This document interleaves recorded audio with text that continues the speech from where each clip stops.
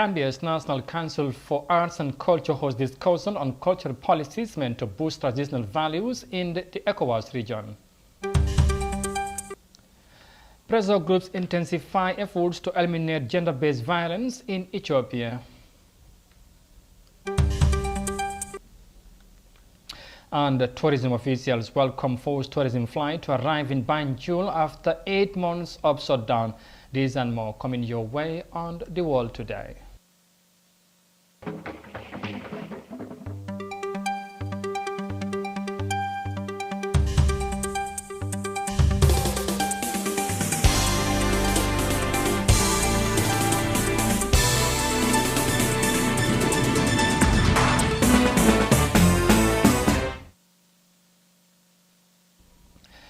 Hello, you're watching the World Today News Bulletin on Africa TV. I am Amadou Kante. Many thanks for joining us. And now the news in detail. Now, the National Center for Arts and Culture on Thursday held an information session on 3 ECOWAS policies aimed at charting the course for the smooth flow of cultural and heritage development and value-adding plans for the region. The 3 policies are ECOWAS Culture Policy Action Plan 2020-2022 and the ECOWAS Cultural Policy and the 2019-2023 Regional Action Plan for the return of cultural properties to their countries of origin. Fatmata Kasim reports. The sub-regional meeting held at a local hotel in Bigelow is said to be of triple significance as the themes are relevant to the development of the culture and heritage sector in the sub-region. Kodu Jabang, the permanent secretary of the Ministry of Tourism and Culture, said it is important that the sub-region see culture and heritage in the same lens as science and technology in bringing development and regional cooperation is concerned. Jabang also said it was important that measures are being taken at the sub-regional and national levels to promote and protect cultural heritages.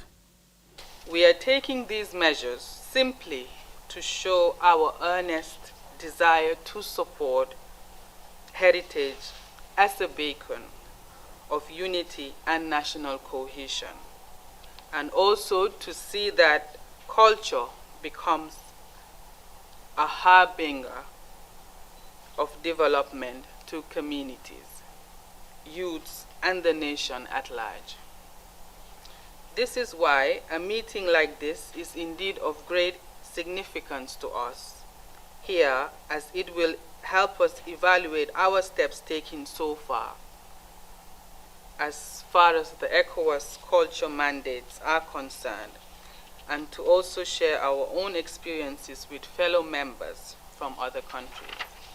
The adoption of the ECOWAS cultural policy came at a crucial time of great challenges for Africa, but also for the West African region. Dr. Emil Zaida, a representative of the head of Division Culture at ECOWAS Commission, said the ECOWAS policies are coming at a time when the role of culture for development has been recognized internationally. However, he said that such recognition have been slowed in the African continent.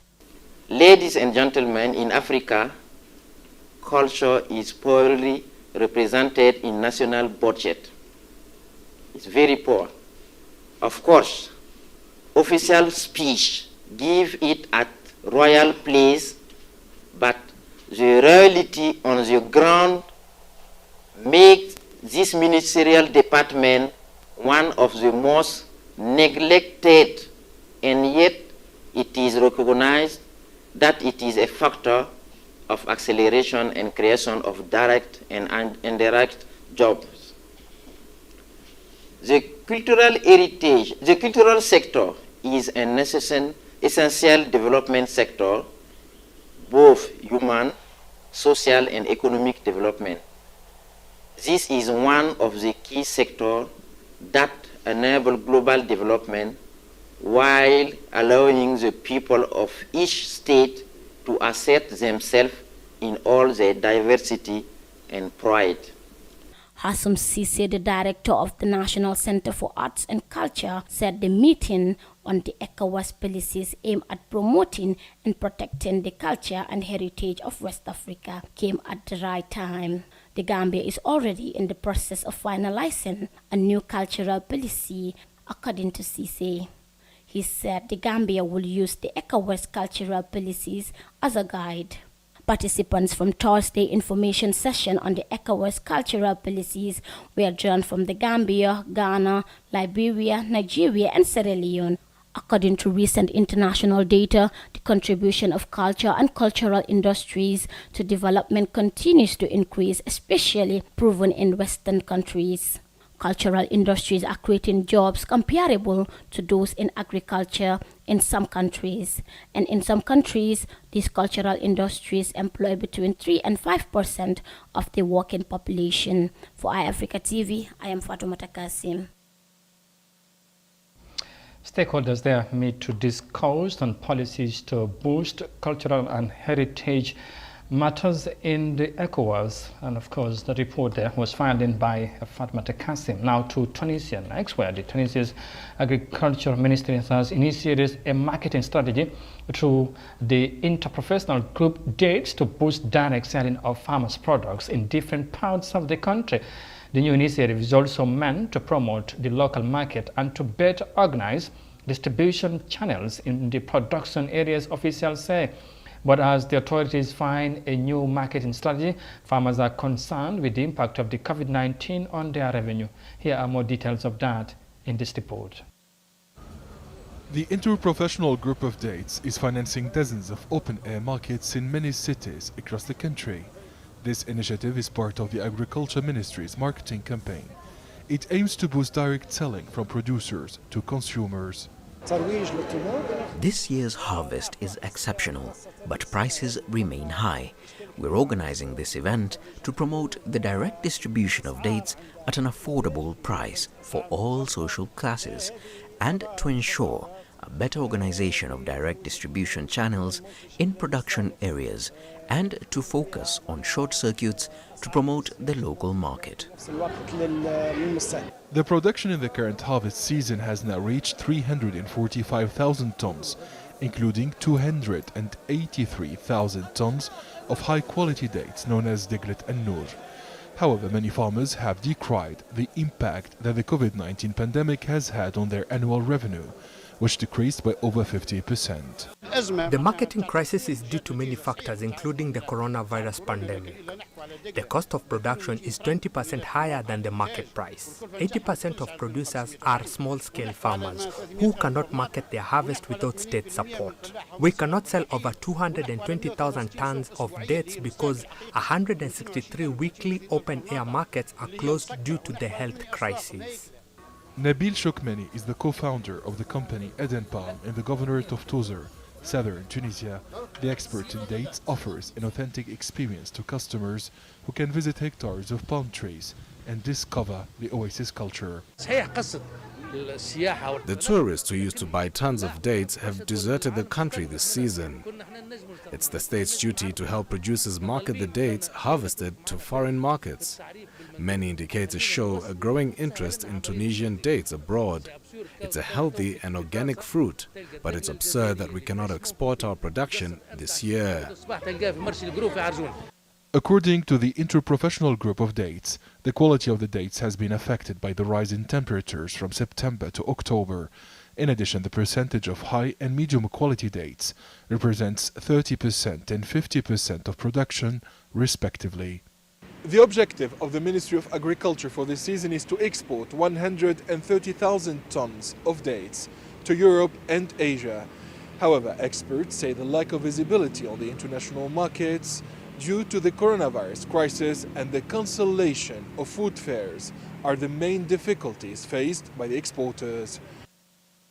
From the report there in Tunisia, we come back home and report on tourism because the maiden tourist flight has landed at the Banjul International Airport following an 8-month closure of the tourism industry due to the coronavirus pandemic. 147 passengers from the United Kingdom landed at the Banjul International Airport at 3 p.m. on Wednesday. The CISE has more details of that in this report.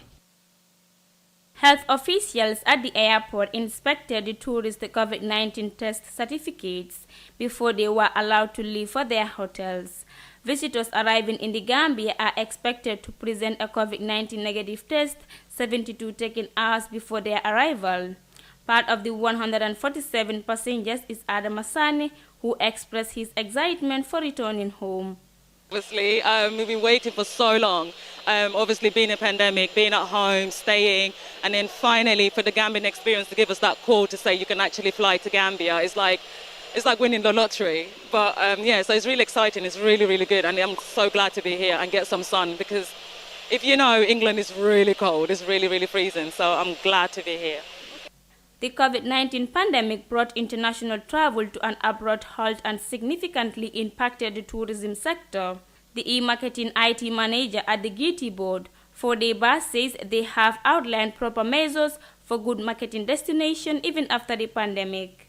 This to ensure that we promote the destination Gambia properly, and one of that is that we design a new marketing strategy that actually can help us after post-COVID to better market this destination. So in that, one of those things involves that we are going to focus more into the online marketing aspect, and also again we want to focus our direction into the sub-regional marketing. Responding to circulating reports that the tourism season has been open, Usman Kebe, Public Relations Manager at the GT board, says the tourism minister is yet to make any official announcement. But let's not be mistaken. It has not been declared officially by the Minister of Tourism and Culture that the season has opened. But at least we have got the first flight. That's a good sign. Usually what happens is the Honorable Minister of Tourism and Culture will organize a press conference, and then will say they so and so and so the tourist season is officially declared open. So that has not yet. We are still waiting for the Honorable Minister and the government to declare it open.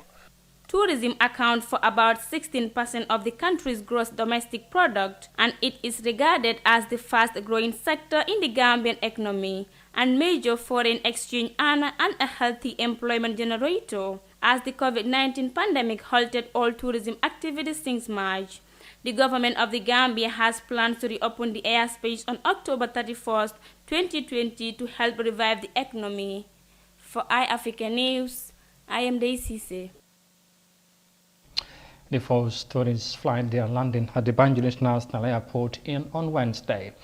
Now, from that report, they are next to Ethiopia, where the fight against gender-based violence is gaining momentum in the country, thanks to the efforts of the country's fight-based groups who are committed to end crimes against women and children.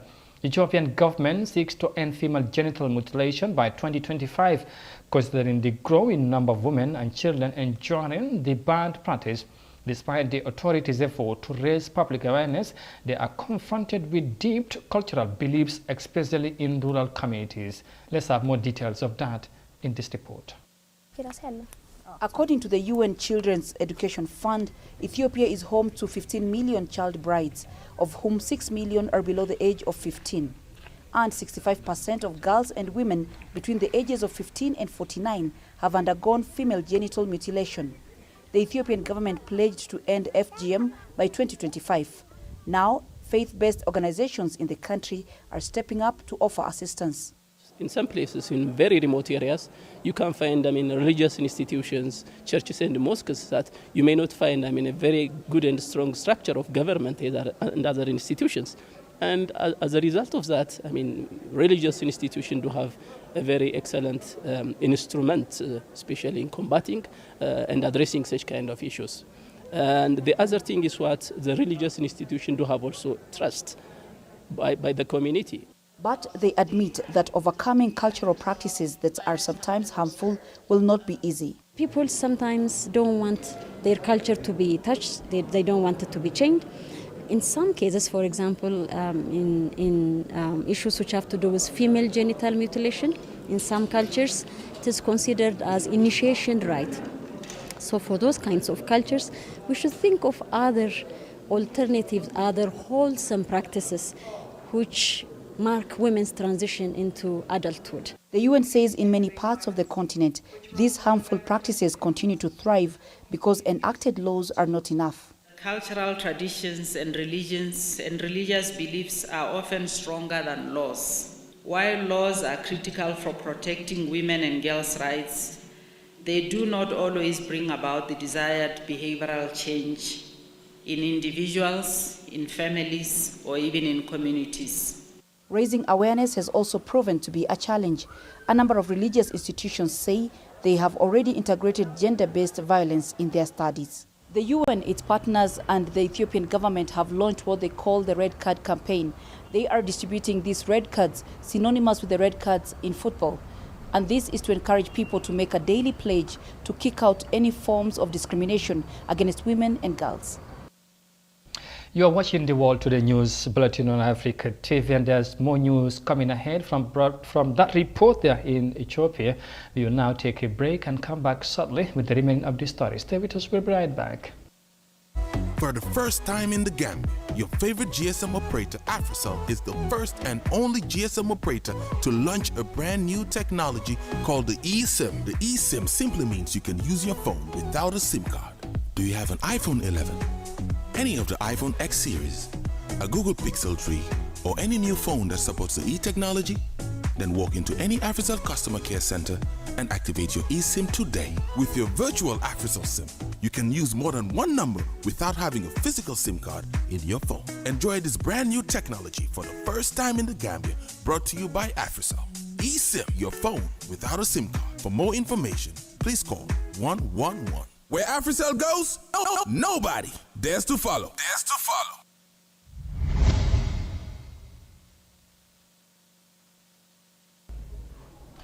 Welcome back, and thank you for joining us. Now to matters of the ongoing public hearings of the TRC, because Balo Kante, a former mercenary under Liberia's Charles Taylor, was captured by Gambian forces after he got injured in the Farafenni army camp attack of November 8, 1996, which led to the death of 6 Gambian soldiers. He was taken to the National Intelligence Agency, the NIA, headquarters with a stray bullet in his thigh and refused medical and attention. Well, Kante also underwent multiple torture sessions, including electrocution, dropping burning nylons bags on him, and beatings with sticks. The Gambia's Truth Commission had on Wednesday. Here are more details of his testimony on this report. Balo Kante fought in the Liberian Civil War alongside Charles Taylor in National Patriotic Front of Liberia, the NPFL, in the early 90s. In 1996, he and some other mercenaries left Liberia for the Gambia via Senegal and then launched a deadly attack on the Farafenni Barracks, which is home to the 2nd Infantry Battalion along the Gambian-Senegal border. But when he was captured by the Gambian forces, he faced cruel and inhumane treatment in the hands of the National Intelligence Agency, which was under the control of President Yahya Jammeh. Balo Kante has been narrating his ordeal as he appears before the Truth Commission on Wednesday as the commission hears atrocities committed by the intelligence agency under Jammeh. So draw some bena yawuran fama nyati lon kombai wulo nyame. The knicker or the underwear I had was taken off me, and I was stark naked in front of my father. They tied my hand, and they tied me just as when they are about to slaughter a cow. When they did that to me, they brought a bag. They gave Joe Mendy this plastic bag. They were the people standing over me for the bury Joe Mendy and Babadindin Jobate. They lighted this plastic bag and were putting it on my body so that I can talk. When they put light to it and when it was burning, that oil or that liquid from the burning plastic will be stripping on me. That's what they were doing. So Baba Dindin took one of my breasts and cut it off with a razor blade. Excuse me, Mr. Witness. What do you mean by what you have just said? He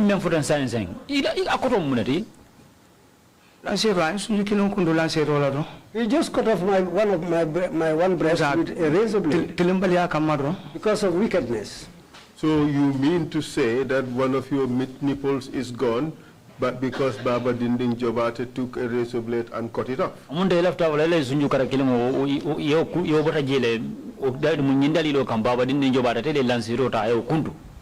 Yes. Balo Kante had denied being involved in the Farafenni attack when he was arrested, but his fellow mercenary, Yaya Drame, who was also part of the attack, was arrested and brought in. Drame called Balo's name, and that was how he was identified. While being tortured, Kante said he was told to implicate former President Dawda Jawara and Vice President Sehu Sabali as the masterminds behind the Farafenni attack, but he refused. What happened next is that he was tortured until he lost his manhood.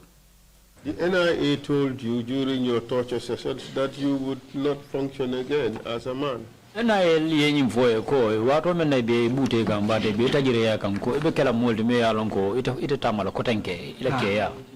Yes, so what happened in there? After that, when I went to Senegal, my father got a wife for me, and they brought her to me in Senegal. Her name is Mariama Kouyaté.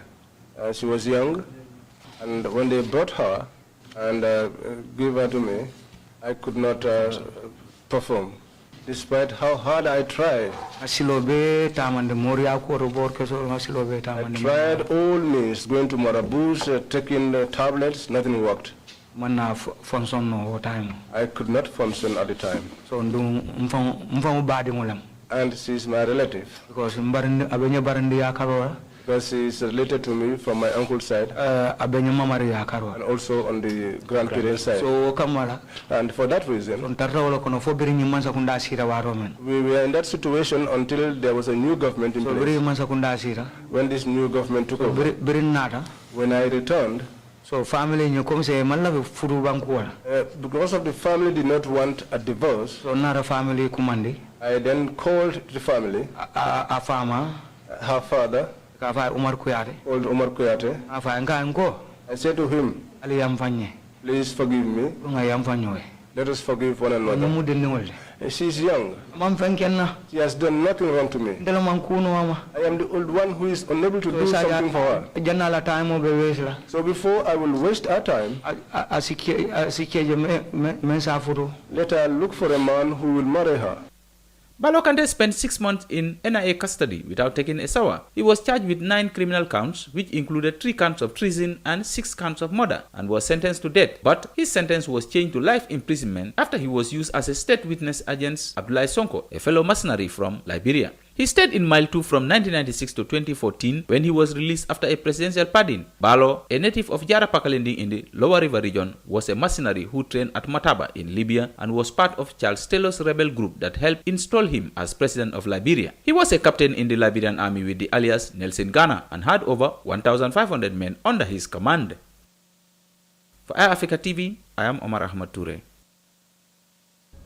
Witnesses continue to appear before the Gambia's Truth, Reconciliation and Reparation Commission, and of course we'll bring you more details of the testimonies in our subsequent news editions. Now, the Gambia Democratic Congress National Youth President MC Cham said on Africa TV's Good Morning program on Thursday that President Barrow's Meet the People's tour is being politicized. Cham remarked that the tour is not being done as per the constitutional requirement. Details of that in this report by Binta Fati. MC Cham Jr. made this claim in response of his assessment of the ongoing Meet the People tour, which is a constitutional requirement. Cham spoke at length on some of the issues he believes should have been done instead.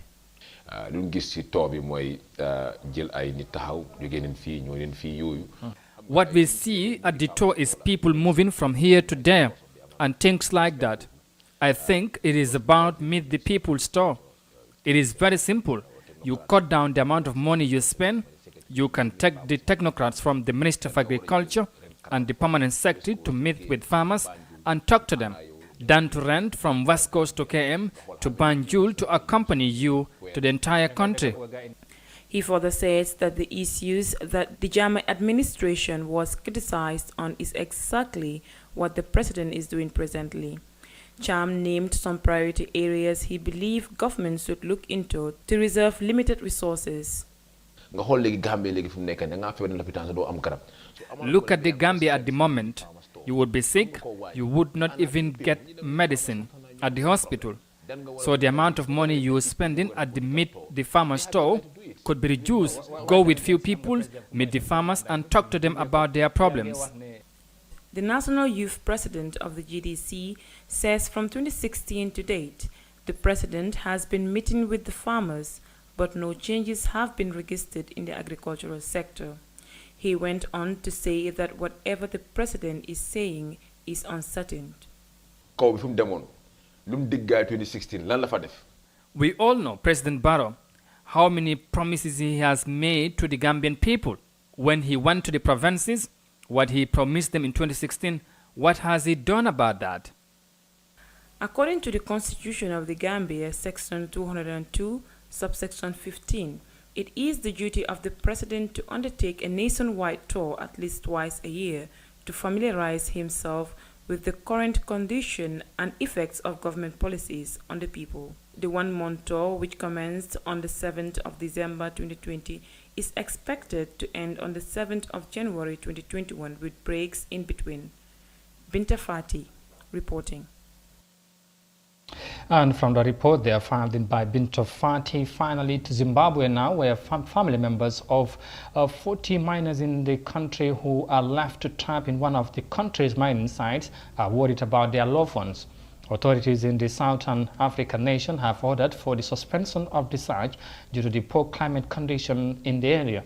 And as the situation remains bleak, relatives of the miners are anxiously waiting for the outcome of the search efforts. Here are more details of that in this report. Hundreds of artisanal miners were working here when the ground above gave in, burying about 40 of them underground. Rescuers haven't been able to pick through the dirt because of waterlogging.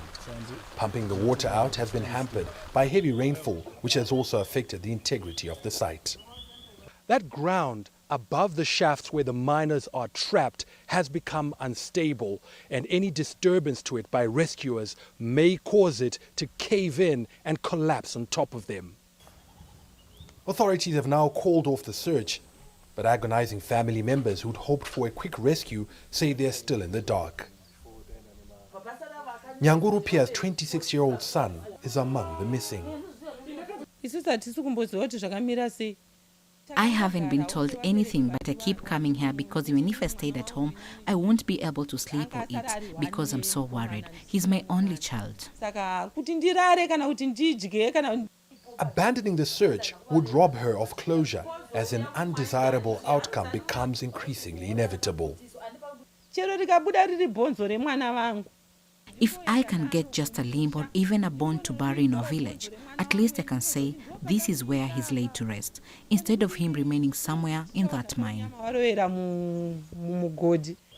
This disaster is the latest of many in the artisanal gold mining sector, which is notoriously dangerous and ecologically destructive.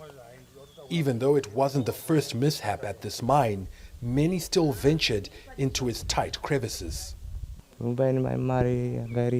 There is a rich vein of gold here, and it is easy to mine. A day's work can earn you enough money to take care of your family. Chiroji survived the collapse because he had come up to the surface to fetch some tools. His relief is overshadowed by anguish and grief because it's his brother who'd sent him and remains buried beneath the earth. Zimbabwean miners, they are trapped in one of the country's mining sites, leaving family members in a very sad mood as we speak. You've been watching the World Today News Bulletin Africa TV, and of course, from that report there in Zimbabwe, we finally bring today's edition to an end. But for more details on this and other stories, as always, you can visit on our website on africa.tv. But for now, though, many thanks for the pleasure of your company. Thanks for watching. Stay safe, and bye for now.